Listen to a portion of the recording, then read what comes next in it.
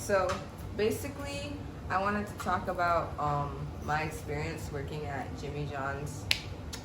It was probably one of the worst experiences I've had in my entire life doing anything work related. So that was chef's kiss. So I started working at Jimmy John's like last year around the same time, and it started off okay. Like there was a mentor that was kind of rude for no apparent reason, but I thought, he was just mentoring, whatever. So I was like, fine, I'll let it slide. He was kind of rude, but I was like, I'll let it slide. So then, like, after working there for a little while, I started noticing some trends at the establishment that I was not a fan of. One of those things was that they were extremely insensitive to like the workers. So their turnover rate for employees was extremely high because everybody was starting to quit like after like a week or two of working there because people were getting tired of like the disrespect. So basically, there was like a time when I worked and I had to work from 4 and I left at 11, and I got home and found out that my mom was feeling really sick. So I went like right after with my mom to the hospital, and I was with my mom until the next day. So like I called my job in advance, and I called my boss, and I was like letting him know like, hey, my mom is in the hospital, I'm with her, I'm gonna be late to work today. He said that's fine, that's cool or whatever, right? So then 30 minutes passes like my actual time for my shift, and he calls my phone again and is like, where are you not coming to work, and all this, that, and the third. So I felt really overwhelmed at the time, so I literally started freaking out in the middle of the hospital. I cried. Nurses like had to come up to me and make sure I was okay because I was hyperventilating. I was so uncomfortable. I was so scared because for some reason I felt like I needed this job, which I did not, but I felt like I did. Not sure why. When I got back to work, mind you, I hadn't slept that whole time since I had left work the day before. I get to work, I greet my manager and everybody, and my manager asked me, oh, like, is anything wrong, or like, are you okay? So I was saying to my manager, like, yeah, I'm a little upset because I was with my mom and she was sick, and I felt like I was kind of like rushed to come to work, although I let my boss know about my problems and stuff. So then my boss chimes in and he's like, that's just the real world, you have to get used to it. And I was like, gang, okay, I'm gonna get used to it, I guess. There was that incident. It was just very messy and annoying, and I was feeling like crap that whole shift. And then another incident, this actually happened before my mom at the hospital. There's this worker, like an employee, I'm gonna refer to him as A, and A is trans. So A, when we met him, he told us like what his name was, and I personally asked him, because I usually do this, I asked him, I was like, hi, my name's Tay, my pronouns are she and her, what are your pronouns and what's your name? And he told me his name, and he told me his pronouns, he, him. So I was like, okay, word, cool.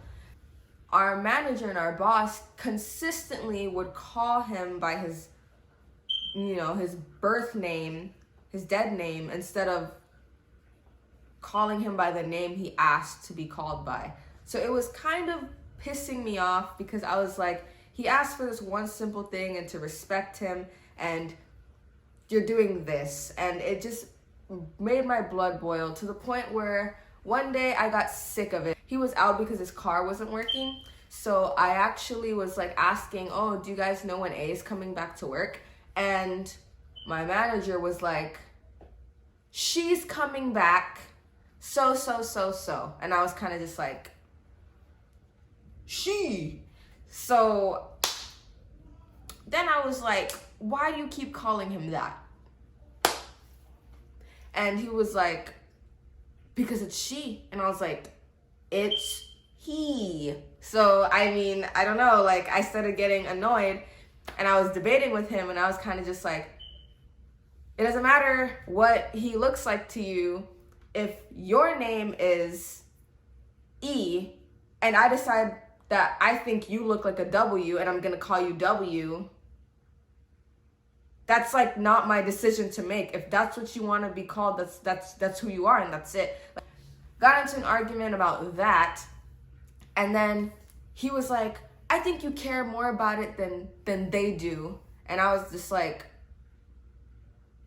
okay. So I was like, you know what, I'm gonna just like drop this or whatever. And later on I spoke to him about it, and I told A, I was like, look, this happened between me and our manager, and like, I just wanted to let you know that I have your back, and I'm sorry if I made you uncomfortable by doing this, but I just couldn't stand to see you like be put in a position, and it just felt very disrespectful. So I felt like I had to stand up for you.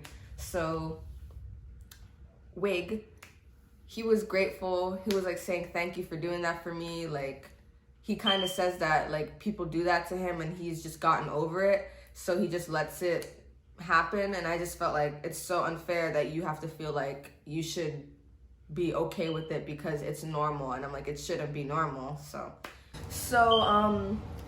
one incident that happened when I was working there, this was the most dehumanizing thing I've ever gone through. Well, not the most, but one of the most. So basically, I had to wear a hat, or like this visor thing, every day to work, like, period, right? So I couldn't find my hat, and I looked everywhere for it. I couldn't find it. I guess I misplaced it, or I was probably washing it, and so I didn't know where it was. So I went to work. Mind you, somebody actually was working there with me before, and they had asked the day before if they could borrow a hat as well, because they left their hat in their boyfriend's car, so they say. So they were like, yeah, sure, you could borrow the hat, bro. You could borrow the hat. And they gave her a fresh new hat, right? So I was like, hey, boss, can I mayhaps wear one of your clean, fresh hats that you have in the back? Because I misplaced my hat. And he was like, yeah, sure, but you know what? We're gonna give you the dirtiest hat that we have. So I was like, what could that mean? And my manager, with a big smile on his face, went to the back of the room and got the dirtiest hat they had and gave it to me and said, wear this. As you can see, I was upset because I had just got my hair braided, and they were nice, fresh, clean braids, and you wanted me to wear this sweaty, dirty hat. And then as they're giving me this hat, they're laughing in my face. They know it. They literally said, I'm gonna give you the dirtiest hat to wear, and went to the back and searched for a dirty hat instead of giving me the cleanest hat, or the clean hat, the new hats that they had in the back. And I know they had hats in the back because I have a video. And so, just to show that there's a fresh hat, but they chose to give me the dirty one. It's not like, damn, they didn't have no hat for me to wear. No, they had a hat. They just wanted to be mean. So, yeah, I think it's just upsetting when you're clearly like a young person. I was like 18 at the time? Yeah, I was 18. And it's like, you're grown men, you're grown adults, and you're trying to like get high off a power trip on a bunch of kids that work for you. And I just feel like you bake bread at Jimmy John's. Hello? What's not clicking? That incident really kind of like struck a nerve with me, because the whole day I wasn't even really, like, I took off the hat at some point, and they kept saying, oh, put the hat back on, you need to wear your hat. And I'm just kind of like, you know I don't need to be wearing this right now. Like, you know you have something better for me to wear, and instead you choose to give me this, like, out of complete and utter disrespect for me as a person. I mean, I may be like joking about it and like laughing about it, but I went in my car and like cried my eyes out, like when I went on a delivery, because I was a delivery driver. I went in my car and literally cried because I was so sad, because I felt like not a real person at that point, and it just seemed like everything about me was a joke to them. One of the things that would like heavily transpire at this job is that my boss was for some reason just like aggressive, and I don't know if this was like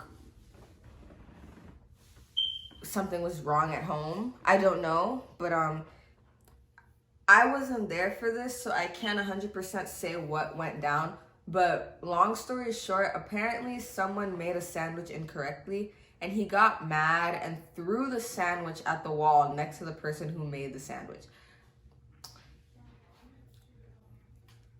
Take what you will from that. I don't want to like spread any false information, but literally 5 people who were there told me the same exact story, so I'm gonna believe them.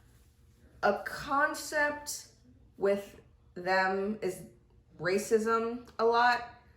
I don't know if it matters, but there's like a lot of Trump supporters eat at this establishment.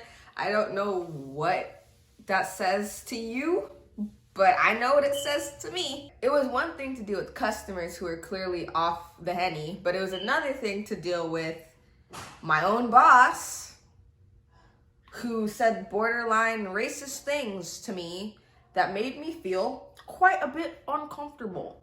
So, one of the things was that I was making a joke with my manager, because despite my manager being a dickhead, sometimes he was funny and we would make jokes and stuff.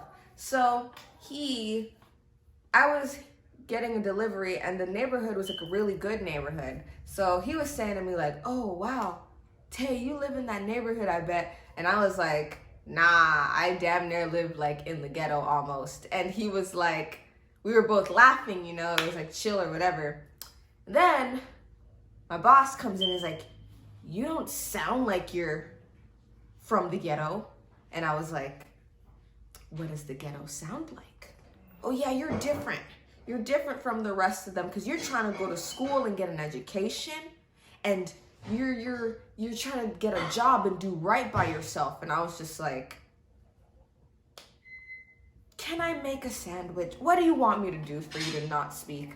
To me, that was kind of just like a little thing went off in my head, and it was like, wee woo, this man's kind of racist. And it made me really uncomfortable, because I started thinking like, dang, like, since I'm from, like, I was born here in America, but my parents, they're Jamaican and stuff, and I felt like I was kind of getting like that token treatment of like where, you know, they say, like, people used to tell me, "Oh, you're black, but you're not like black, you're Jamaican, so it's not the same." So they would try to like treat me as like this token minority who was a little better than being an African American person, because at least I wasn't African American. So that's what it kind of felt like in that situation, and it made me gag. So one of the things that I would say was really hard was, in general, working there. I kind of had like I was in a constant state of just being depressed,